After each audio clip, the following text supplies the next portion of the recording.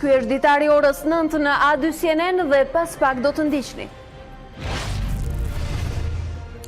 Mbrëm opozita zhvilloi protestën e 10 kombëtare, Lulzim Basha e quajti 30 qershori një referendum kundër të keqes. Këmbgulja jon triumfoi, ndërsa kriza do të zgjidhet me parime dhe jo me pazare, ritheksoi Basha, sipas të cilit shpëtimi nuk do të vijë nga jashtë, pasi betejë e opozitës është e opozitës. Parlamenti ka votuar pas ditën e së hënës me 101 vota pro ngritjen e Komisionit Parlamentare Hetimor për shkarkimin e Presidentit të Republikës Ilir Meta. Kryeministri Rama paralajmëroi shkarkimin e Metës, të cilin e përshkroi si një të sëmurë dhe presidencën si tribun të lëvizjes tradhtare haxhiçamiliste. KLP nis marrjen në pyetje të kandidatëve të SPAK, të cilët njëherësh i nënshtrohen dhe vetingut. Procesi zhvillohet me dyert të mbyllura për shkak edhe të dosjeve të nxehta që kanë prokurorët.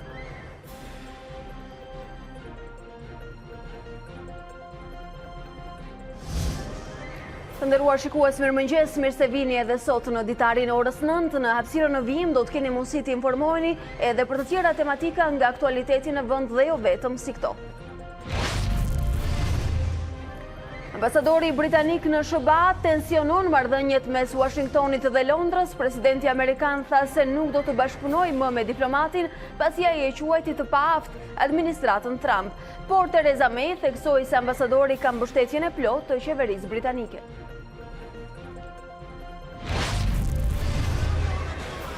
Shkëndia nis sot në mbrëmje aventurën në Champions League. Kampionët e Maqedonisë së Veriut sfidojnë në Tallinn skuadrën estoneze të Kaljus.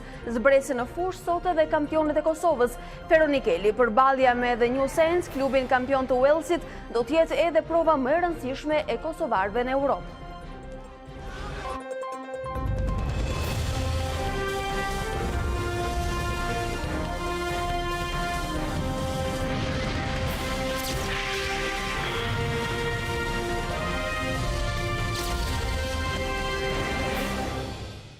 Me zhvillimet nga politika e orëve të fundit në vend, e nisim edhe ditarin e këtij mëngjesi.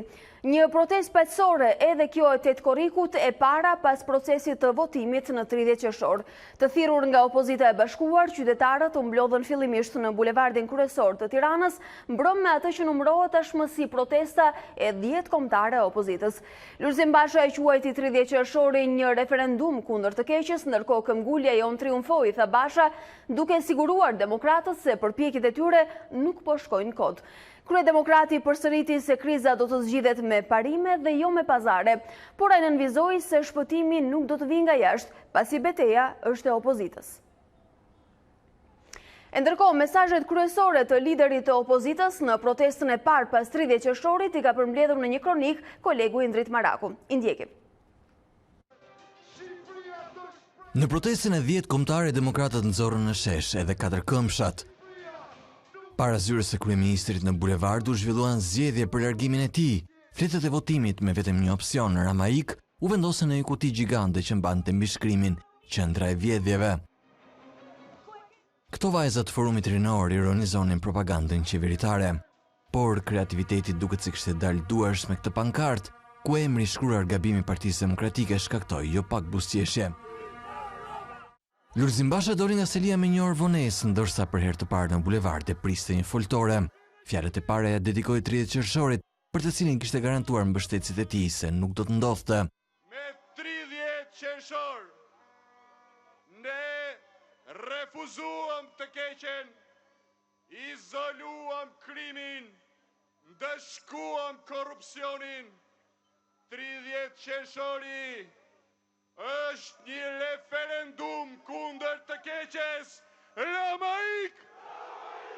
Pas 4 muajsh protesta, Basha garantoi se asgjë nuk ka shkuar dëm. Këmbgulja jon, qëndresa jon, triumfoi. Këto përpjekje po sjellin ndryshimin e madh. Duke lexuar fjalimin që kishte përgatitur, falenderoi të gjithë ata që e kanë mbështetur. Frika ta mbyll gojën. Edi Rama do që ne jemi të bindur, na do që t'jemi të nështruar. Faleminderit opozitës së bashkuar. Një apel e kishte edhe për socialistët. Ju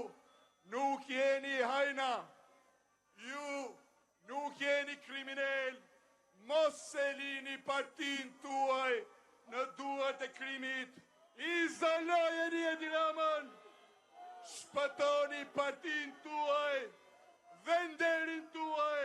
Kryedemokrati rikujtoi edhe një herë përgjimet e publikuara nga Gjermania Bild si tregues të arsyeve pse sipas tij duhet rrëzuar Edi Rama. Treguan se regjimi Rama është antipopullar dhe antikombëtar. Ky regjim duhet të rrëzohet sa më parë, aq më mirë për Shqipërinë, Ramai. Përsëritjes se për të zgjidhur krizën nuk do të kërkoj pazar, por ndëshkim. Kriza duhet zgjidhet dhe do të zgjidhet me parime dhe jo me pazare.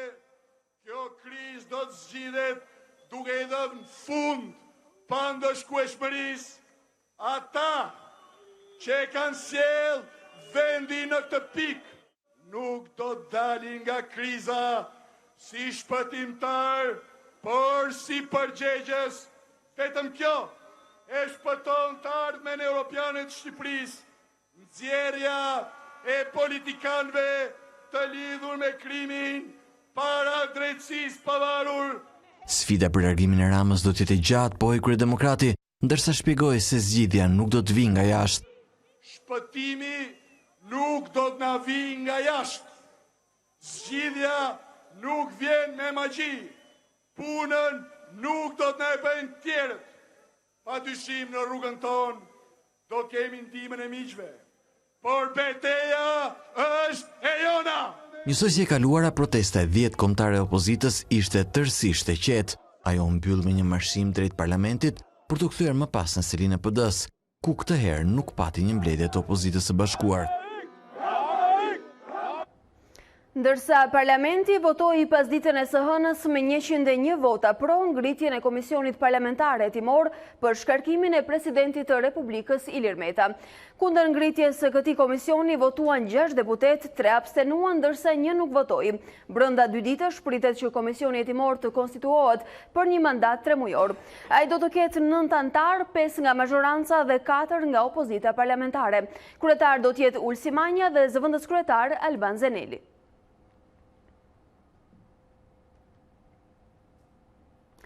Kryeministri Rama e shoqëroi fjalën e tij në seancën e posaçme parlamentare me një gjuhë akuzuese dhe me nota fyese ndaj presidentit Meta. Duke e paralajmëruar shkarkimin e tij përmes Komisionit Hetimor, Rama e përshkroi kreun e shtetit si një të sëmur dhe presidencën si tribun të lëvizjes tradhtare haxhiqameliste. Ilir Meta tashmë është kthyer në armik. Edi Rama nuk e fsheu më këtë konsiderat për presidentin e Republikës kur i kërkoi deputetëve të tij dhe opozitar votën për të hetuar dhe shkarkuar kreun e shtetit. Ilir Meta duhet hetuar dhe ndëshkuar deri në fund nga ky kuvend. Ai sot është armiku i hapur i vet kushtetutës së Shqipërisë.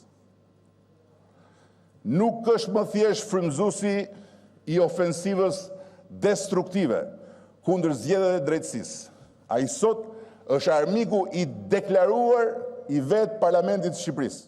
Sulmi ndaj presidentit ishte frontal. Mit Sokoli me Roba Banjo sipas tij duhet ndërpres për gojimin e figurave historike dhe sulmin ndaj partnerëve amerikanë dhe të BE-s. Një kryetar shteti që e parafituron veten si një vojokush me kravat mbi çatinë e ambasadës së Bashkimit Evropian dhe që e imagjinon ambasadën amerikane si topin ku vendos gjoksin e tij prej Mit Sokoli me kostum banjëri.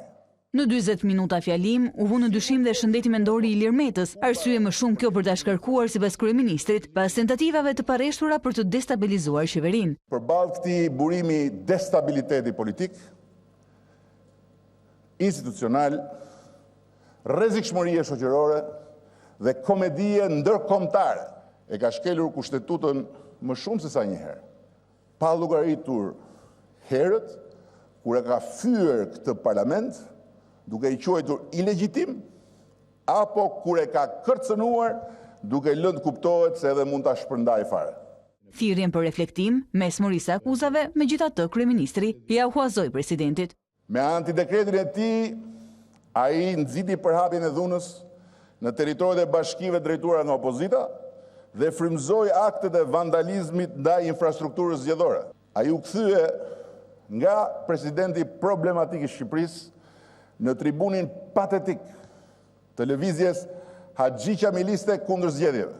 Teksa akuzoi presidentin si nxitës të dhunës për periudhën që parapriu 30 qershorin, kryeministri theksoi se këto do të jenë të fundmit zgjedhje që menaxhohen nga administrata politike elektorale. Faleminderit zoti kryeministër. Është bashkuar me ne në studio për të diskutuar për të gjitha hapat politik të orëve të fundit në vend dhe jo vetëm zoti Tritan Shehu nga Partia Demokratike. Mirëmëngjes dhe mirë se vini. Mirëmëngjes juve. Zoti Shehu, 30 qershori iku, presidenti po flet për një datë të re, 13 tetorin, ndërkohë dje pam rinisin e aksionit opozitës në rrugë, protestën e 10 kombëtar. 30 qershori nuk ka ikur, 30 qershori është një njollë e zezë në historinë e Shqipërisë, në historinë e demokracisë shqiptare. Ishte një farsë votimi socialiste, antikushtetuese, e cila realisht është në vazhdon e instalimit në Shqipëri të grushtit të shtetit, i cili po vazhdon, ka filluar me shkatrimin e gjykatës kushtetuese, gjykatës së lartë, me mbushjen e parlamentit me 42 pupatës të marrë dhe të peshkuar në mënyrë krejtësisht antilegale, me të gjitha veprimet e tjera që padyshim kulmon me një farsë elektorale të 30 qershorit, e cila vë seriozisht në rrezik akoma më të madh demokracinë shqiptare dhe pluralizmin shqiptar. Prandaj opozita, prandaj Partia Demokratike në vazhdën e qëndrimit të saj konsekuent në mbrojtje të pluralizmit, në mbrojtje të votës së lirë, në mbrojtje të demokracisë dhe dje zhvilloi një protestë madhështore, të jashtëzakonshme, transmetuese, një protestë e cila dha imazhe dhe forcën e opozitës dhe vendosmërinë e opozitës për qëndruar në mbrojtje të demokracisë, ndryshe Shqipëria, unë e them qartësisht, rrezikohet që mbas pak të përfundojë në një despotizëm lindor, absolutisht krejtësisht të ndryshëm nga ajo për cilën e kemi luftuar që nga viti 90 dhe që fatkeqësisht sot rrezikohet realisht e ardhmja e vendit tonë, jo vetëm thjesht e ardhmja e integrimit në Europë, por dhe e ardhmja e demokracisë dhe pluralizmit në Shqipëri. Zoti Shehu, a besoni se kjo natyra e aksionit opozitare, e cila tashmë ka rinisur pas 30 qershorit të mbrëmjen e djeshme në kryeqytet, do të ndihmojë daljen nga ky makt, siç e ka quajtur zoti Basha, vetëm duke qenë në rrugë, vetëm me këtë formë protestuari? Protesta është njëra anë, është ana më e fuqishme. Shiko, kur një vend ndodhet përpara një grushi shteti, padyshim duhet reaguar si përpara një grushi shteti. Shqipëria është në një grush shteti në zhvillim dhe pra kjo kërkon një mobilizim të gjerë të njerëzve, të vizionit demokratik shqiptar, pluralist shqiptar, të opinionit publik për të ndarë të grushit shteti. Grushtet e shtetit duan t'ia dinë vetëm nga masa e njerëzve, nga asgjë tjetër. Prandaj unë them që protestat në rritje, absolutisht në një zhvillim të fuqishëm të saj, është mënyra kryesore, unë nuk them e vetmje, kryesore për të ndaluar këtë shkatrim të demokracisë shqiptare dhe për të çuar përsëri në një rivendosje të drejtës së votës së qytetarëve, sepse në 30 qershor nuk pati drejt vote, nuk pati drejt zgjedhje, ishte një proces krejtësisht antikushtetues, siç e tha dhe raporti i Odirit, sepse në mënyrë antikushtetuese u hodh poshtë dekreti i presidentit i cili bëri nul votimin e 30 qershorit, dhe vetëm gjykata kushtetuese ka drejt ta shqyrtojë të punë e përsëris prapë, siç tha dhe raporti i Odirit, i pari preliminari, pra në këtë mënyrë ka ardhur momenti për të ndalë këtyre farsave sepse ardhmet janë shumë rrezikshme. Dhe protesta, mobilizimi njerëzor, ngritja e njerëzve, sensibilizimi i opinionit, krahas të gjitha elementet të tjerë të punës që Partia Demokratike është duke bërë dhe do të bëjë më fuqishëm në ditët në vazhdim, padyshim përbën thelbin e ndalimit dhe të rikthimit përsëri në votën e lirë, në pluralizmin e vërtet, në drejtën e qytetarëve për të zgjedhur, sepse në 30 qershor nuk pati zgjedhje, pati një farsë votimi socialist, në të drejtën e qytetarëve për të marrë pjesë në ngritjen e institucioneve të rëndësishme të Shqipërisë, siç është parlamenti dhe pushteti lokal, i cili është bazë e demokracisë. Zoti Basha foli mbrëm për marrëveshje jo me pazare, por mbi parime. Kur jemi para dy datave të rëndësishme, 13 tetori, që është si propozimi i Presidentit të Republikës, dhe 18 tetori, kur duhet marrin një përgjigje të rëndësishme për çeljen ose jo të negociatave, a duhet supozojmë për një marrëveshje të mundshme? Ju mendoni që mund të hapen negociata në një vend ku nuk ka votim, ku nuk ka zgjedhje demokratike? Në një vend ku ka votime antikushtetuese? Në një vend ku nuk ka të drejtë qytetarë shqiptar të zgjedhin midis kandidatëve të ndryshëm? Gabon, nuk mund të ketë të gjëra. E them me shumë dhimbje këtë gjë, sepse realisht baza, thelbi i filozofisë tonë dhe time personale është europeizmi, është integrimi europian, është perëndimi dhe asgjë tjetër. Por fatkeqësisht ky grup shteti ne nuk mendojmë, por ju pyesim dhe në të rast citojmë edhe ambasadën e Shteteve të Bashkuara, delegacionin e Bashkimit Evropian në Tiranë që pas 30 qershtorit folën për një proces të rregullt dhe të qetë dhe i ftuan palët të ulen në tryezën e dialogut. Unë lexova e dëgjova me vëmendje raportin preliminar të Odirit, që është institucioni specializuar për të çështje. Mjaftonte një fjalë atje që thoshte që dekreti i presidentit mund goditet vetëm nga gjykata kushtetuese. Pra në këtë mënyrë mjafton kjo frazë për të bërë nul nga ana kushtetuese atë proces votimi antidemokratik, për të shtuar këtu atë që thuheshte atje, që qytetarët nuk patën të drejtë mundësi zgjedhje dhe ku nuk ka mundësi zgjedhje nuk ka demokraci. Por të shtuar dhe elementin tjetër të intimidimit, të presionit që përmendej atje për të bërë qytetarëve për dalë për të votuar dhe sa dolën për votuar. 15% e njerëzve. Dhe ata që vajtën, çfarë bën? Një shumicë e madhe tyre, mijëra prej tyre i nxorën pa vlefshëm çështë votimit. Ju thoni 15, por KQZ raporton për 22.97%. Ishin 15 mos më pak. Unë nuk hyj në loja shifrash.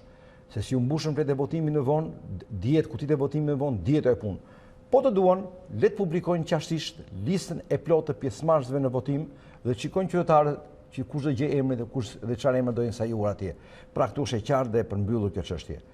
Populli shqiptar në 30 qershor refuzoi në mënyrë të qartë këtë farsë elektorale socialiste që u imponua në mënyrë antikushtetuese për të zhvilluar në Shqipëri, ashtu siç e tha dhe raporti preliminar i Odirit. Nëse jemi tek vula finale që jep gjykata kushtetuese, atëherë dy çështje të rëndësishme të këtij momenti mbeten pezull, edhe është dekretimi fjala e fundit për presidentin, edhe shkarkimi i tij, ndërkohë që ka nisur nga majoranca socialiste dhe është votuar edhe dje komisioni hetimor në parlament. Shqipëria ka 2 vjet e ca pa gjykatë kushtetuese, pa gjykatë lartë. Absolutisht. Shqipëria ka të tillë sepse kjo majorancë kërkon të ndërtojë një gjykatë kushtetuese pupace, siç ka ndërtuar një parlament pupac tashti, siç kërkon të ndërtojë një pushtet lokal pupac tashti, që ta ketë në shërbim të saj, por nuk do të arrijë dot. Absolutisht, edhe veprimi i fundit që po bëhet për heqjen për largimin e presidentit të Republikës, është padyshim në vazhdën e grushtit të shtetit, për të marrë të gjitha institucionet e Shqipërisë, parlamentin në atë mënyrë, pushtetin lokal në atë mënyrë, sistemin drejtësisë në atë mënyrë, edhe institucionet e presidentit tashmë në atë mënyrë duan ta marrin. Pra kemi të bëjmë një kundërpërgjigje për aktet antikushtetuese që presidenti ka kryer me dekretimin e datës që ka vendosur vetë. Aktet e presidentit kanë qenë në përputhje me kushtetuesën. Ato ishin detyrueshëm për të zbatuar përderisa nuk ka gjykatë kushtetuese dhe gjykata kushtetuese nuk tha jo. Nuk tha jo. Së dyti, veprimet e parlamentit dje janë veprime në vazhdën e kërkesës e insistimit për të asgjësuar institucionet dhe për të kontrolluar të gjitha institucionet, inkluziv dhe institucionin e presidentit. Pra, janë në vazhdimin e zhvillimit të grushtit të shtetit në Shqipëri. Kjo është e vërteta, të vërtetë do të themi siç është, sepse nëse nuk e themi siç është, edhe masat për të ndaluar nuk janë të plota. Pra, ky zhvillim në Shqipëri është një grushteti në zhvillim që duhet përballuar si një grushteti në çdo vend demokratik që përballohet nga masat e njerëzve. E në kushtet kur posti i presidentit mbetet pezull dhe i diskutueshëm, aksioni opozitar në rrugë vijon, 30 qershori mbetet një dilemë e madhe e cila diskutohet dhe ngjall polemika në radhët e opozitës. Çfarë duhet bëjnë dhe të besojnë qytetarët e vendit? Qytetarët duhet marrin dorë fatin e tyre. Qytetarët duhet bëjnë koshient të rrezikut të madh që kërcënon pluralizmin shqiptar, demokracinë shqiptare, integrimin evropian të Shqipërisë. Shqiptarët do të kuptojnë qartësisht aventurizmin e thellë ku është futur Shqipëria që kërkon të çojë një despotizëm politik. Duke u rikthyer me ju në rrugë. Shqiptarët duhet të dalin dhe duhet të ngrihen në këmbë me ne, me këtë duan ata, por vetëm të ndalojnë të thonë stop ti grushi shteti në zhvillim. Padyshim, Partia Demokratike është forca kryesore opozitare, padyshim Partia Demokratike është forca kryesore që do të çojë në një fitore mbi despotizmin. Opozita sot është gjitha aktive, ne i ftojmë të gjithë bashkohen me ne. E ndërkohë që ne flasim për një 30 qershor kaq problematik, nga ana tjetër fqinjë në Greqia na tregojnë në 48 orët e fundit shembullin e një shoqërie të mirëfill demokratike, ku kishte zgjedhjet parakoshme, kundërshtari uroi rivalin e tij, edhe kutitë e votimit u mbyllën dhe u votuan shumë shpejt, ndërkohë që edhe gjithë procesi u finalizua në një kohë rekord. Riardhja e demokracisë së re në pushtet, çfarë do thotë në raport me Shqipërinë? A do të ketë një ndryshim kursi apo gjithçka do të vjojë në të njëjtën linjë? Së re në Greqi, padyshim së pari është një fitore e madhe popullit grek me populizmin e majtë, mbi aventurizmat e populizmit të majtë. Në Greqi u rikthyen forcat europeiste, forcat konvencionale europeiste të qendrës së djathtë, të cilat janë në themel të Bashkimit Evropian, të ëndrrës europiane të Greqisë, të zhvillimit dhe të lirisë së Greqisë. U mendoj se ndryshimi politik në Greqi dhe fitore kaq e thellë e Mitsotakisit do të thotë shumë, jo vetëm për Greqinë, por edhe për Europën vetë. Do të thotë për një trend tashmë të ndryshuar në Europë për të dalë nga populizmi i majtë dhe për të futur në rrugën e qendrës së djathtë, në rrugën e europeizmit, në rrugën e kohezionit europian, në rrugën e zhvillimit europian, e cila mori disa goditje kohët e fundit. Së dyti, do të thotë për rajonin, sepse forcimi i pozicionit të Greqisë në Bashkimin Evropian, forcimi i stabilitetit të Greqisë, fitorin e Greqisë e forcave racionale demokratike të qendrës së djathtë, do të thotë shtimi i rolit të Greqisë në rajon, gjë që është absolutisht shumë e rëndësishme për ne, se Greqia është një partner strategjik për ne, është antar i NATO-s, është antar i Bashkimit Evropian, ka qenë gjithmonë një mbështetje për ne që në vitin 91 në rrugën e demokracisë dhe në rrugën e integrimit, dhe padyshim në këtë mënyrë roli i saj shtohet. Në lidhje me ne, është sinjal pozitiv në raport me ne që kemi edhe çështje të mbetura pezull. Fola për rajonin, në lidhje me marrëdhënien Shqipëri-Greqi, padyshim ndryshimet politike në Greqi sjellin tashmë një interlokutor serioz, racional në pushtet, të qartë në ide, europeist, jo aventurier, jo populist, i cili padyshim do të kërkojë të influencojë dhe në rivendosjen e një të re e një ideve më racionale në Shqipëri, që fatkeqësisht nuk mund të rivendosen, por nuk iku kjo rilindje e cila ka bazuar dhe politikën e jashtme në aventurizëm, në populizëm, dhe që rrënjët e saj dhe të saj nuk i kanë perëndim, por i kanë në lindje. Unë jam i bindur se shpejt racionaliteti do kthehet në Shqipëri me fitoren e opozitës dhe Partisë Demokratike. Pra, midis nesh dhe neodemokracisë në të ardhmen do ketë një marrëdhënie shumë të qartë në pushtet të dyja për zhvillimin e mëtejshëm dhe forcimin e mëtejshëm të marrëdhënieve midis dy vendeve tona. Zotë Shehu, faleminderit që ishit sot në adresjenin.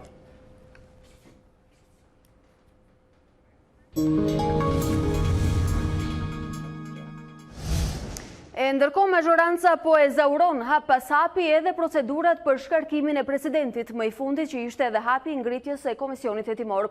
Ndërkohë, kreu i shtetit u përgjigj duke publikuar në Facebook të foto të betimit të tij në kuvend si presidenti i Republikës.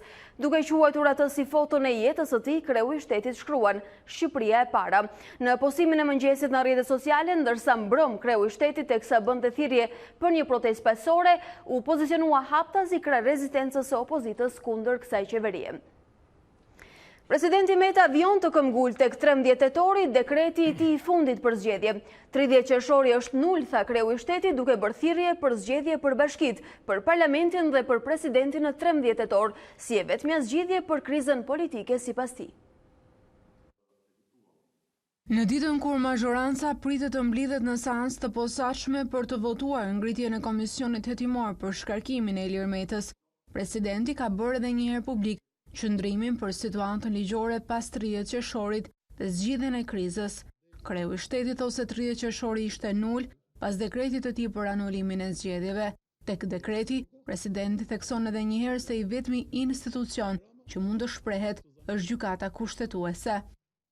E gjithë veprimtaria zgjedhore e organizuar dhe zhvilluar nga Komisioni Qendror i Zgjedhjeve më datë 30 qershor 2019 është një proces votime shtërsisht i paligjshëm, antikushtetues dhe që nuk krijon asnjë pasojë juridike, pasi veç të tjerave, data 30 qershor 2019 nuk ekziston ligjërisht si një datë zgjedhjesh për organet e qeverisjes vendore në Republikën e Shqipërisë. Presidenti i Republikës i fton palët të mos thellohen në rrugën e paligjshmërisë, një anshmërisë dhe konfliktualitetit dhe të pranojnë 13 tetorin për mbajtjen e zgjedhjeve lokale, parlamentare dhe presidenciale, por pas sqaruar se si mund të votohet për një president të ri. Duke vlerësuar krizën e rëndë të përfaqësimit në vend, presidenti i Republikës u bën thirrje të gjithë aktorëve të bashkohen propozimit të tij që më 13 tetor qytetarët shqiptar të votojnë jo vetëm për kuvendin e Shqipërisë, por edhe për presidentin e Republikës. Më herët, presidenti Meta përshëndeti protestën e një dite më parë të mbajtur në Washington nga diaspora shqiptare në Shtetet e Bashkuara të Amerikës, duke u shprehur se Shqipëria nuk do të kthehet asnjëherë në një shtet parti. Një ngjarje e rëndë ka ndodhur në mbrëmjen e së hënës në qytetin e Korçës, ku në një banesë pranë qendrës së qytetit është gjetur i vrarë me armëzjarri shtetasi Gramoz Nako, 57 vjeç. Viktima është gjetur i pajetë nga bashkëshortja e tij. Nako mësohet se është emigrant në Shtetet e Bashkuara të Amerikës dhe kishte ardhur për pushime. Policia dyshon se 57 vjeçari mund të jetë sulmuar nga persona ende të paidentifikuar në banesën e tij për qëllime grabitje. Në banesë policia ka gjetur pranë trupit të viktimës 2 gëzhoja, por nuk ka gjetur asnjë armë, çka shton dyshimet për një vrasje për qëllime grabitje. Policia e Korçës nuk bën të ditur nëse në banesën e tij tashmë ka gjetur të tjera prova materiale, ndërkohë do të vazhdojnë edhe hetimet dhe po merret në pyetje edhe bashkëshortja dhe komshinët e viktimës. Ndërkohë mësohet që në orët e para të mëngjesit të sotëm është gjetur i vrarë edhe kunati i viktimës së mbrëmshme Gramoz Nako. Policia e Korçës sqaron se viktima është Sefedin Zenollari, 63 vjeç dhe dyshohet që mund të jetë vetë vrarë me armëzjarri.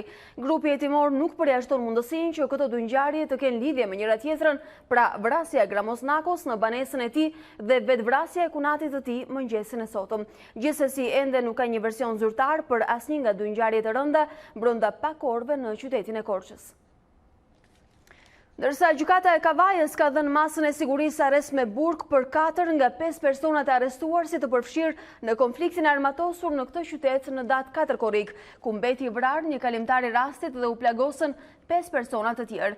Për Marius Aliajn, Erald Hykën, Adrian Dedejn dhe Qazim Merkajn, gjykata caktoi masat e sigurisë arrest me burg pasi akuzohen për veprën penale të vrasjes në rrethana cilësuese, ndërsa për të arrestuarin e 5, Agron Kolçakun, gjykata caktoi masën e sigurisë arrest shtëpie për akuzën e moskallëzimit të krimit.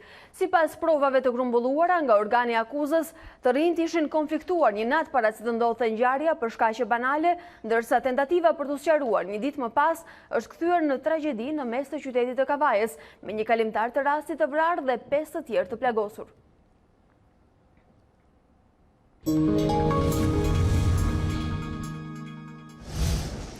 Këshilli i lartë i prokurorisë nisi procesin e intervistimit të kandidatëve për strukturën e posaçme kundër korrupsionit dhe krimit të organizuar. Në praninë e ndërkombëtarëve me anë të pikëzimit dhe anës profesionale, ky këshill do të përzgjedh 15 nga 22 kandidatët në garë. 4 kandidatët e parë në garë për SPAK hapën si pari në pyetje përgjigjeve në lidhje me platformën e paraqitur. Për më shumë se 4 orë, Altin Dumani, drejtuesi komanduar i apelit për krime të rënda, Anita Jella, prokurore e Durrësit, Anton Martini dhe Arben Kraja, prokuror pranë krimeve të rënda, raportuan për doset dhe anën profesionale. Seanca u zhvillua me dyert të mbyllura për shkak të ruajtjes së konfidencialitetit dhe çështjeve konkrete që këta prokuror kanë hetuar. Ata janë pyetur nga përfaqësues të OBDA dhe OSBE-s për dosje konkrete, metodat e hetimit dhe të pandeurit VIP. Në këtë seancë kishte edhe prokurorë të cilët kanë patur në hetim çështje të nxehta që përfshin dhe politikën. Miraku ynë ishte që në kushtet e ndjekjes dhe të bërjes publike këtij procesi në praninë e kamerave, ndoshta kandidatët nuk do të ishin, si thua, plotësisht lirë për të thënë gjithçka. Ka pasur, padyshim gjatë procesit intervistave janë diskutuar dhe çështje që kanë të bëjnë me procese konkrete, penale, ndoshta edhe disa prej tyre kanë që janë të famshme për publikun, sidoqoftë ne morëm një mendim sinqert nga kandidatët për vështirësitë që kanë hasur në këto raste dhe mënyrën se si kanë reaguar.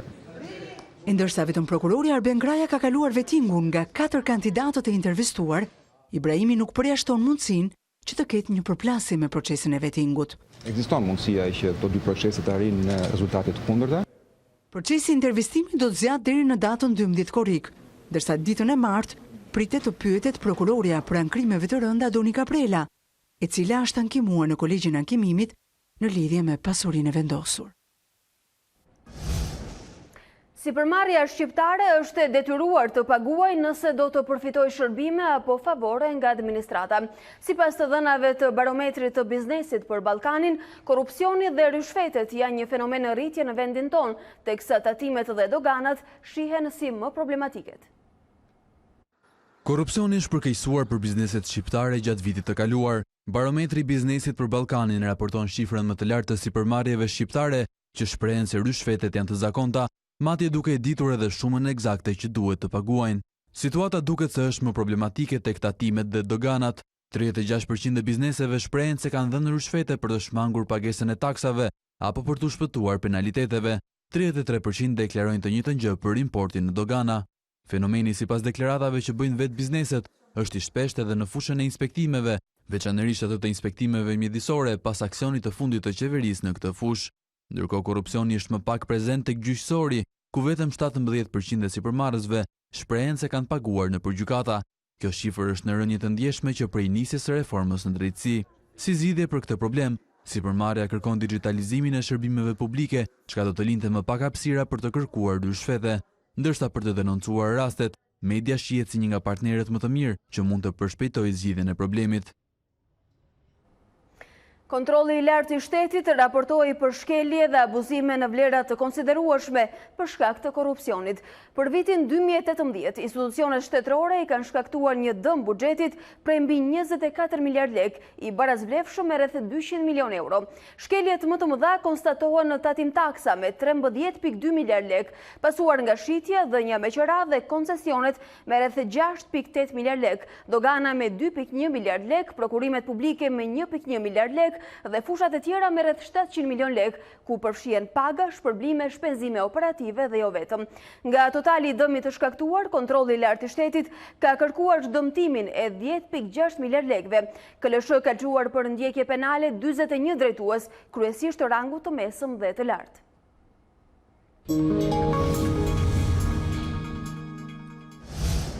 Zhvendosemi me informacione në rajon, mbetemi tek të rejat nga Greqia. Kyriakos Mitsotakis nisë zyrtarisht detyrën si kryeministër i ri i Greqisë.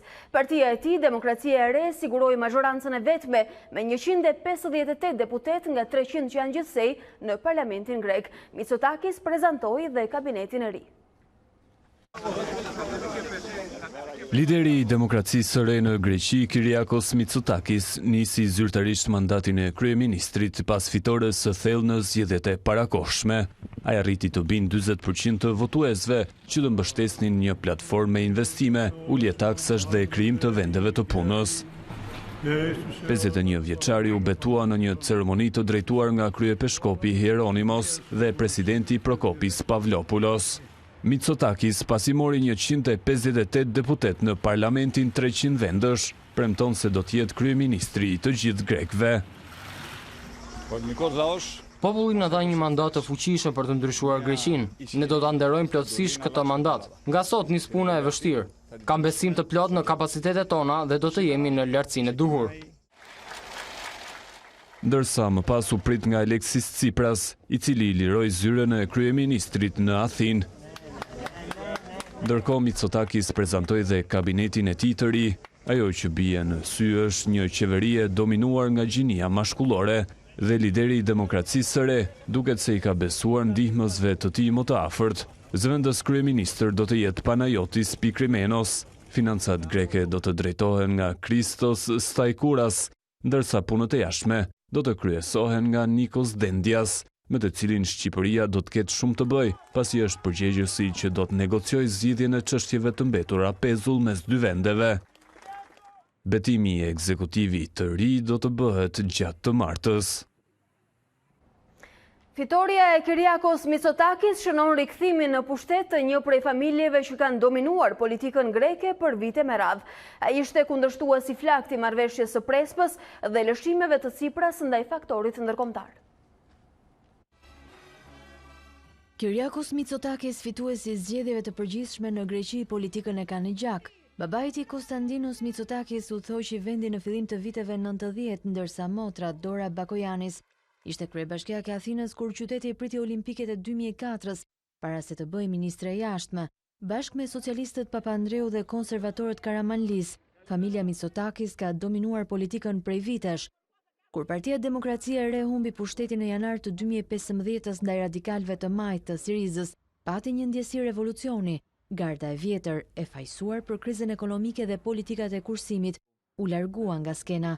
Në atë kohë Mitsotakis ishte pjesë e qeverisë konservatore dhe shërbente si ministër për reformën administrative, me detyrën për të shkarkuar mira në punës si pjesë e masave antikriz. Kapitalisti i arsimuar në Harvard dhe Stanford mori lidershipin e partisë në janar të 2016 dhe menjëherë nisi ofensivën kundër qeverisë populiste të Tsiprasit. Ai tha se kryeministri kishte dhënë gjithçka pa marrë asgjë në këmbim dhe shfrytëzoi zemërimin popullor për marrëveshjen me Maqedoninë për të akuzuar Tsiprasin se kishte përçarë vendin. Mitsotakis kundërshtoi ashpër marrëveshjen e Prespës, e cila sipas tij nënkuptonte vjedhjet e identitetit dhe kulturës greke. Në fund të muajit maj, Demokracia e Re fitoi zgjedhjet për Parlamentin Evropian me diferencë binca, çka detyroi Tsipras të shpallte zgjedhje të parakohshme. Gjatë fushatës premtoi ulje taksash, zhbllokim të privatizimeve dhe rimëkëmbje të klasës së mesme. Kroacia shton përpjekjet për të ndaluar kalimin e emigrantëve drejt Italisë përmes ashtu quajturit itinerari ballkanik. E nxitur edhe nga qeveria e Romës, Kroacia ngriti një gardh masiv në kufirin Maljevac me Bosnjë-Hercegovinën. Patrullimet janë shtuar, ndërsa autoritetet kërcënojnë të ndërtojë një gardh edhe përgjatë kufirit me Sloveninë. Kjo ka zëmruar emigrantët të cilët qëndrojnë prej muajsh pranë kufive kroat në përpjekjen për të udhëtuar drejt Italisë. Masat synojnë të parandalojnë një përsëritje të skenave të tetorit të shkuar, ku qindra emigrant u përleshën me policinë. Nga ana tjetër, Papa Francesku bëri thirrje për hapjen e korridoreve humanitare që do të ndihmonin në shpëtimin e emigrantëve. Reagimi i Papës vjen disa ditë pas sulmit ajror në Libi, ku 10 refugjat që po mbaheshin në një qendër ndalimi betën të vrarë në një sulm ajror.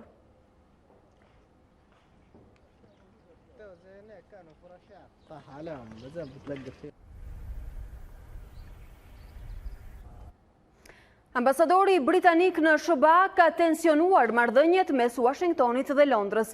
Presidenti amerikan tha se nuk do të bashkëpunojë më me diplomatin i cili e kishte quajtur të paaft administratën Trump, por Theresa May theksoi se ambasadori ka mbështetjen e plotë të qeverisë britanike. Qeveria britanike i shprehu mbështetjen e plotë ambasadorit të vet në Shtetet e Bashkuara, pavarësisht deklaratës së Trump se nuk do të bashkëpunojë më me të. Presidenti amerikan reagoi pasi emailet e publikuara të Sir Kim Darroch zbuluan se ky i fundit e kishte cilësuar të paaft administratën Trump.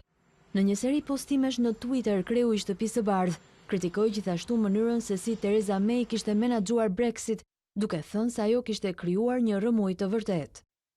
Çfarë rrëmuji shkaktuan Theresa May dhe përfaqësuesi i saj, i thashte si duhej të vepronte, por ajo vazhdoi me mënyrën e saj.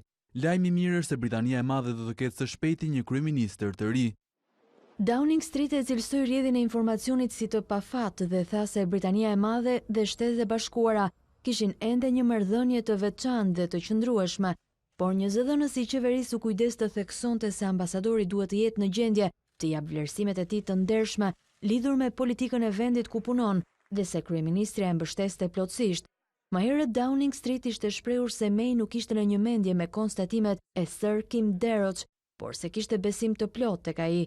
Korrespondenca konfidenciale e ambasadorit britanik u publikua tek Daily Mail të dielën. Aty përfshiheshin një sër kritikash ndaj Trump dhe administratës së tij. Politikat miqësore ndaj mjedisit do të jenë në qendër të presidencës 6 mujore të Finlandës në Bashkimin Evropian, por kryeministri Antti Rinne nuk do të lëjë jashtë agjendës as Ballkanin. Për 6 muaj të ardhshëm, Finlanda mban presidencën e radhës në Bashkimin Evropian. Si prioritet të presidencës finlandezët vendosin klimën, por nuk harrojnë edhe Ballkanin. Kryeministri socialdemokrat Antti Rinne, i cili qeveris në koalicion me të gjelbrit, kërkon mobilizim më të madh kundër ngrohjes globale. Koha për zgjidhje është tani, ka thënë lideri i ri finlandez, duke i kërkuar BE-s të flasë me një zë për këtë çështje. Nëse do dëgjoheshin finlandezët, Bashkimi Evropian duhet të binte në ujdi për të ndaluar emetimet e gazrave karbonik deri në 2050-ën. 24 vende kanë rënë dakord, por mbeten për të bindur shtetet e Europës lindore.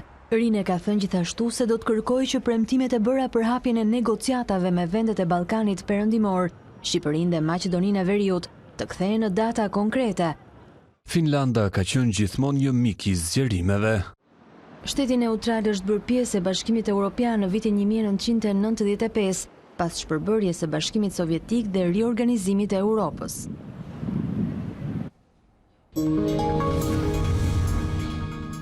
Nëse moti është freskuar apo edhe sot do të përballemi me temperatura të larta, na e thot meteorologja Jone edhe këtë mëngjes. Tanja Porja, mirë se vjen. Përshëndetje Alba, përshëndetje shikues, a dy CNN, në fakt ka një freskim të motit, por më I ndjeshëm freskimi I motit është gjatë ditës së sotme në veri dhe në zonat qendrore, ndërkohë në jug gjatë ditës së sotme nuk ndjehet fresku I motit. Dita e nesërme dhe në vijim të paktën deri nga përtej fundjavës, kësaj fundjave do të ketë një freskim të motit në të gjithë territorin shqiptar. Temperaturat nuk e ka përcejnë vlerën 30 apo 31 gradë Celsius gjatë orëve të mesditës, kjo nga e mërkura dhe deri në fundjavë. Megjithatë edhe gjatë ditës së sotme do të na duhet të përballemi me temperatura 33-34 gradë Celsius në pjesën më të madhe të ultërsiris perëndimore, ndërkohë këto vlera janë kryesisht në jug perëndim, por ka rënë ndjeshëm temperaturat jo vetëm në mëngjes, por edhe gjatë orëve të mesditës në zonat malore të territorit shqiptar. Presim që të kemi vranësira dhe shira të her pas hershëm, por sasi të pakta gjatë ditës së sotme, kryesisht në veri lindje, por nuk përjashtohet mundësia e rebeshjeve të shkurtra edhe në zonat të izoluara të qendrës së Shqipërisë, ndërkohë gjatë ditës së sotme jugu mbetet me kthjellime dhe vranësira por pareshje. Sonte në mesnatë, rreth mesnatës më saktë, por edhe orët e natës presim një sistem të fuqishëm me vranësira I cili të përfshi dhe të sjell shira jo vetëm në veri, por edhe në pjesën më të madhe të qendrës, sërish një pjesë e mirë e jugut mbetet pa shira gjatë orëve të natës sonte, e njëjta situatë paraqitet për ditën e mërkurë, ku do të kemi vranësira dhe shira të herpashershëm, por kryesisht dhe ato në mbrëmje vonë dhe gjatë natës, të cilat përfshin 90% të territorit shqiptar, por vetëm kaq do të jetë episodi I shirave, pasi do mbeten temperaturat e freskëta deri, po themi, pjesën e parë të deri në gjysmën e muajit korrik, por shirat do të jenë shumë të pakët dhe vetëm në zonat izoluara dhe kryesisht në zonat malore. Sasitë e shirave që presim mund të jenë rebeshjava të shkurtra, por jo sasitë të cilat mund të plotësojnë deficitet e rreshjeve gjatë gjithë këtyre muajve në territorin shqiptar. Ky është informacioni jo vetëm për ditën e sotme, por të paktën deri përtej fundjavës, Alba. Tanja, ne të falenderojmë për këto minuta parashikimi për të gjithë shikuesit e A2 CNN. Ne rishojmë dhe njëherë bashkë zhvillimet kryesore të këtij ditari. Opozita zhvilloi protestën e 10 kombëtare, Lulzim Basha e quajti 30 qershorin një referendum kundër të keqës. Këmbgulja jon triumfoi, ndërsa kriza do të zgjidhet me parime dhe jo me pazare, ritheksoi Basha. Parlamenti ka votuar pas ditën e së hënës me 101 vota pro ngritjen e Komisionit Hetimor për shkarkimin e Presidentit të Republikës. Kryeministri Rama paralajmëroi shkarkimin e Metës, të cilin e quajti si një të sëmur, dhe presidencën si tribun të lëvizjes tradhtare Haxhi Xhamiliste. KLP nis marrje në pyetje të kandidatëve të SPAK, të cilët njëherësh I nënshtrohen betingut. Procesi zhvillohet me dyert të mbyllura për shkak edhe të dosjeve të nxehta që kanë prokurorët. Ambasadori britanik në Shubat tensionon marrëdhëniet mes Washingtonit dhe Londrës. Presidenti amerikan Trump tha se nuk do të bashkëpunojë më me diplomatin, por Theresa May dhe ambasadorit mbështetjen e plotë të qeverisë britanike. Shkëndia nis sot në mbrëmje aventurën në Champions League. Kampionët e Maqedonisë së Veriut tashmë do të sfidojnë skuadrën estoneze të Kalius. Zbresin në fushë sot edhe kampionët e Kosovës, Feronikeli. Përballja me The New Saints, klubin kampion të Walesit, do të jetë edhe prova më e rëndësishme e kosovarëve në Europë. Dhe kjo ishte e gjitha për ditarin e orës 9. Unë ju falenderoj për vëmendjen, vazhdoni qëndroni me A2 CNN.